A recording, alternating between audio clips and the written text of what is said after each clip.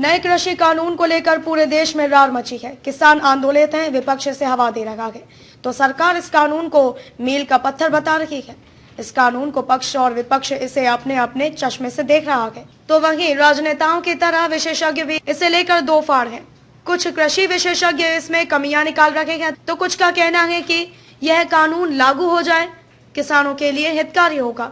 बस इसमें MSP को पूर्णतः लागू करना चाहिए और इसकी गारंटी लिखित रूप से मिलनी चाहिए।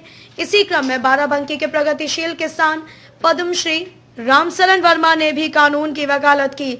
उनका कहना है कि इसके लागू होने से किसानों को लाभ होगा, किसानों को खुले बाजार मिलेंगे, MSP भी मिलेगा, अपनी फसल का मनचाहा रेट भी मिलेगा। कुछ दिन इसे देखा जाना चाहिए। MSP पर खरीद हो रही है या नहीं, किसानों के लिए दो रास्ते खुल गए हैं। मंडी के साथ अपने प्रोडक्ट को बाहर भी बेच सकते हैं। बिल को लेकर रामचरण वर्मा ने कहा कि सरकार को बिल लाने से पहले किसानों के इसके बारे में बताना चाहिए था कि हम ये बिल आपके लिए लाने जा रहे हैं और इसमें आपके लिए क्या फायदा होगा। अगर किसानों से बात करके ये बिल लाया जाता तो किसानों का आंदोलन शायद ना होता। सरकार को अभी भी किसानों की बात सुननी चाहिए और बिल में जो संशोधन मुनासिब हो उन्हें करना चाहिए। रामचरण वर्मा का कहना है कि हम भी एक किसान हैं और हमारी भी सरकार से मांग है कि MSP जारी रहनी चाहिए। हालांकि सरकार और PM मोदी का भी यही कहना है कि MSP जारी रहेगी। सरकार बिल में संशोधन करने के लिए भी तैयार है। रामचरण वर्मा का कहना है कि किसानों को पहले बिल को ठीक से पढ़ना और समझना चाहिए। कई किसानों को तो अभी बिल के बारे में जानकारी ही नहीं है। रामचरण वर्मा ने कहा कि सरकार के कृषि बिल से किसानों को बहुत बड़ा फायदा भी होने वाला है। अब किसानों के हाथ खुल गए हैं और बिचौलियों की छुट्टी हो जाएगी। बाराबंकी से फखरे आलम की रिपोर्ट। क्या नाम है आपका और आप कहां से आए हैं? जी, मेरा नाम जितेंद्र पांडे है। मैं सिसवा बाजार जिला महाराजगंज से आया हुआ हूँ। अच्छा, क्या आज यहाँ क्या करने आए थे? क्या कुछ जाना, क्या देखा, क्या समझा? ये सरकार के तरफ से जो है कृषि भ्रमण जो है कराया जाता है किसानों को, और उसमें जो है जहाँ भी मतलब उन्नतशील किसान है अपने कुछ अलग हट के करके दिखाते हैं और वो प्रशिक्षण हमको मिलता है देख के। जैसे यहाँ आए हैं हम, तो हमारी जो आलू की खेती है जैसे यहाँ वो पुरानी पद्धत वाली वो उस हिसाब से करते हैं, लेकिन यहाँ देखने को नया चीज मिला हमको कि ये जो नई तकनीक आपने लगाया है यहाँ, तो इससे देख रहे हैं फसल भी अच्छी है और उम्मीद है जब फसल अच्छी दिख रही है तो जो है पैदावार भी अच्छी होगी। तो इससे हमको ये सीख मिला कि हम भी जो है नहीं ज्यादा तो थोड़ा सा ट्रायल करके जो है हम इस हिसाब से खेती करेंगे। क्या क्या खेती, क्या क्या मतलब फसलें आपके यहाँ साल भर में? लगभग सारी फसलें होती है। गेहूं, गन्ना, धान, सरसों, अलसी और मेंथा, या आलू, बैगन, केला, ये सारी चीजें होती हैं। लेकिन जमीन जिस काश्तकार का जिस हिसाब से उसी हिसाब से अपना वो करता है।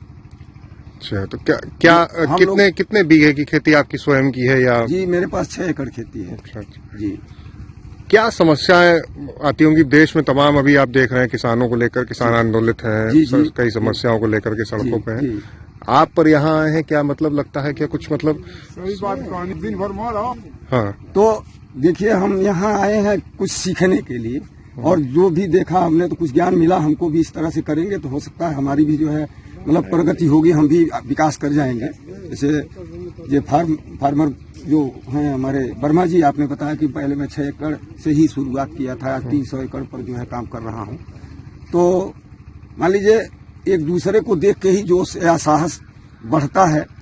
और मान लीजिए हम इस तरह से अगर करते हैं, हमारे आलू की पैदावार अच्छी हो गई तो अगले साल हमारे और भाई करेंगे, अब हमसे भी राय लेंगे कैसे आपने किया, खाद कितना डाला, दवा कितना डाला, पानी क्या डाला, बीज क्या डाला, कुल खर्चा क्या है। तो ये तो हम आपस जैसे वहां से आके सीखने आए हैं, सीख के जाएंगे तो जरूर कुछ करेंगे। तो एक फायदा हमारा ये हो गया कि एक नई तकनीक हमको मिली है। क्या समस्याएं आती है मतलब खेती किसानी करने में? किसान क्योंकि आज बड़ा परेशान है, जगह जगह आंदोलन देख रहे हैं, किसान कर रहे हैं। क्या समस्या आप लोग को आती है?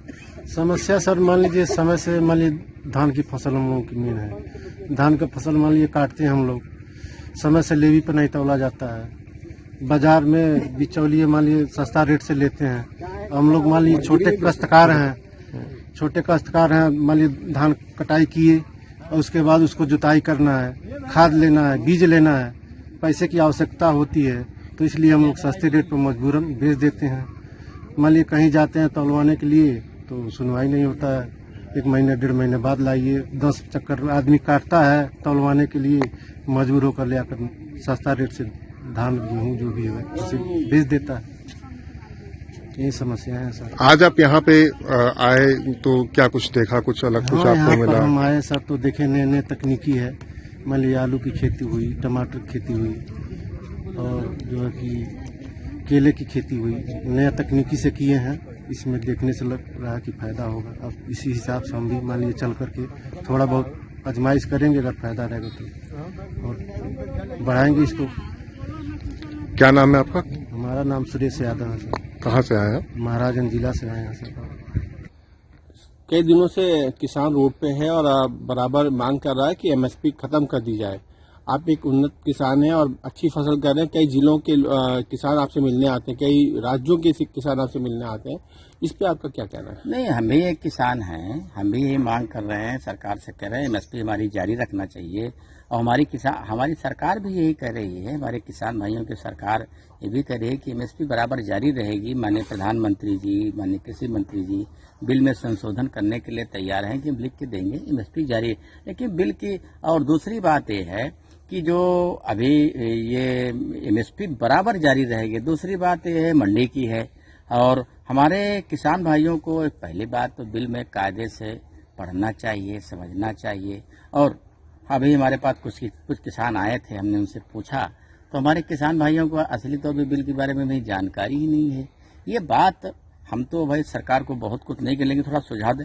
ये थोड़ी सी जरूर उसमें हुआ है ये कि पहले पूरी इसकी सारी बात हमारे सरकार को बताना चाहिए था किसान भाइयों की ये बिल में ये अच्छाइयाँ हैं। तो ये बता दिया जाता तो हो सकता हमारा आंदोलन थोड़ा कम होता या आंदोलन नहीं होता। दूसरी चीज जो है, एक किसान भाई हमारे कुछ कह रहे हैं तो सरकार हमारी बात सुनेगी और बिल में संशोधन करना चाहिए, कहीं से कोई दिक्कत आ रही।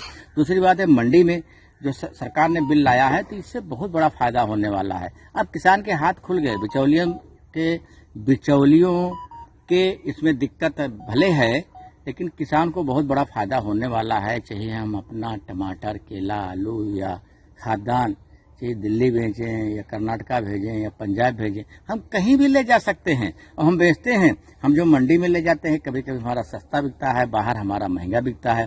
पिछले साल हमने टमाटर बेचा, केला बेचा तो केला हमारा खेत से महंगा बिक रहा है, मंडी में सस्ता बिक रहा है। जो मंडी में सस्ता बिकने लगता है तो हम खेत से बेचने, जब खेत में सस्ता बिकता है तो मंडी चले। हमारे पास अब 2 विकल्प हो गए। जितने ज्यादा हमारे पास विकल्प होंगे उतने ज्यादा हमारे किसान भाइयों का सामान महंगा बिकेगा और उतने बड़ा हमारे किसान भाइयों को लाभ होगा। जी, क्या कमियां हैं एमएसपी में? क्या कमियां, क्या संशोधन होना चाहिए इसमें? नहीं, कमी तो जैसे खरीदा जा रहा है और खरीद है जो सरकार घोषणा करे तो हमारा तो मानना है एमएसपी के ऊपर 100% खरीद होना चाहिए।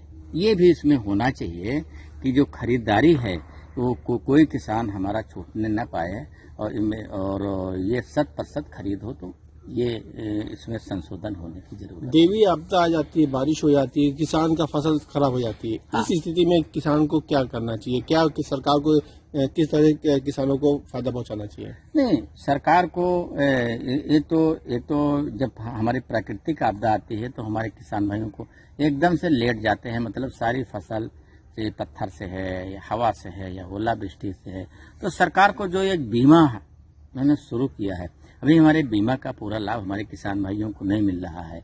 कुछ कंपनियां हैं, कुछ तय किया है और कुछ हमारे किसान भाई बीमा भी करा भी नहीं रहे हैं। तो सरकार को इसके प्रति थोड़ा जागरूक होने की जरूरत है और इसमें थोड़ा ध्यान देने की जरूरत है कि प्राकृतिक आपदा से कैसे हम किसान को बचा सकें।